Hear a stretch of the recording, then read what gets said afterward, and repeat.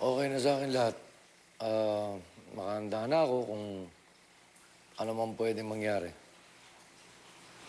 Basta't siguruhin mo lang hindi ka mabubuking peret. At pag nagkataon, sasabit ang diskarte ko. Kadroy, Tatawagan lang kita ulit. Bridget, nandito ka. Akala ko ba attend ka nung kasal nung walang utang na loob kong anak. nagpunta ko kami ni Ashley, pero bigla pong nagkagulo eh. Paano nagkagulo? Natutunan kami ng mga nakabangga nating grupo. Sinumaskardo ho. Pinunggubaril ho nila kami. Natamaan ho si Angeli, Kadroy. Si Lupin, kumusta ang anak ko? Ligtas ho sila ni Ashley. Himala nga ho yata yung nangyari eh. Nakaligtas kami po lang kay Angeli. Kadroy, saan kayo pupunta? Kadroy! Sobra talaga tayo minalas ngayong araw na to. Mabuti na lang nagdala kami ni Bridget ng armas. Kung hindi, pare-pareho tayong minalas. Saan yung doktor na yun? Bakit hindi pa siya lumalabas? Ano nangyari kay Angeli? Alam mo, matindi ang tama niya. Swerte na lang niya kung makaligtas pa siya. Makakaligtas si Angeli. Hindi pwedeng hindi. Kaya wag mo nang ulitin. Sorry. Lupin, anytime darating na yung mga pulis. Anong sasabihin natin kapag nagtanong sila tungkol dun sa nangyaring barilin? Wala tayong alam. Hindi natin kilala yung mga lumusok.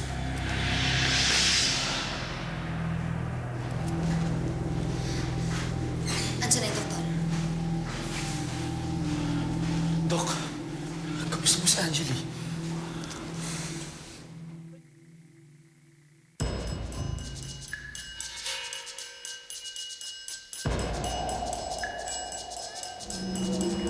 Hindi ko talaga nakilala yung lalaking pumasok dito eh. Basta na lang pinamoy ako na may pampatulog. Sabi. Pagkatapos ito, pagising ko, kayo na nabungarang ko.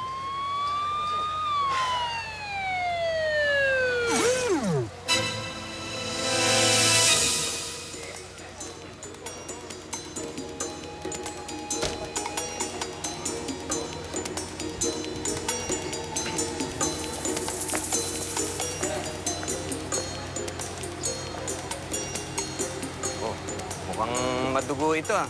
Ano nangyari? May kinakasal-sal kanina dito eh. Tapos pumasok yung mga lalaki yun. Pinagbabaldo yung kinakasal. Ano, patay ba? Buhay yung groom, pero yung babae may tama.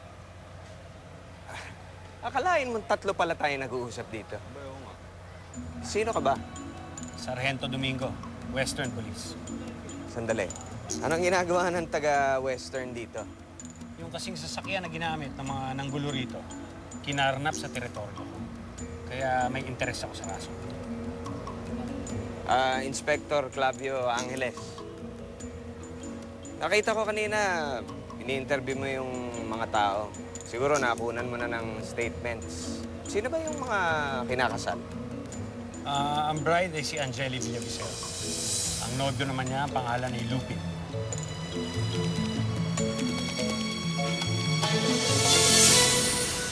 Hindi pa tapos ang operasyon sa kanya, pero natanggalan namin ng mga bala sa kanyang katawan.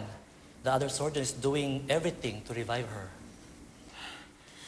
Dok, gawin niyo po lahat ng magagawa niyo para maligtas si Angeli at ang anak namin.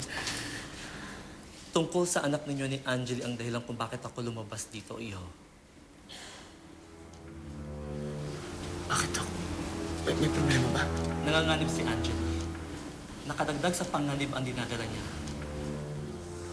Tinudugo siya ngayon because of what happened, nakuna ng asawa mo. We need to have another operation para mailabas natin ang fetus sa kanya silang pupunan. And we need your consent.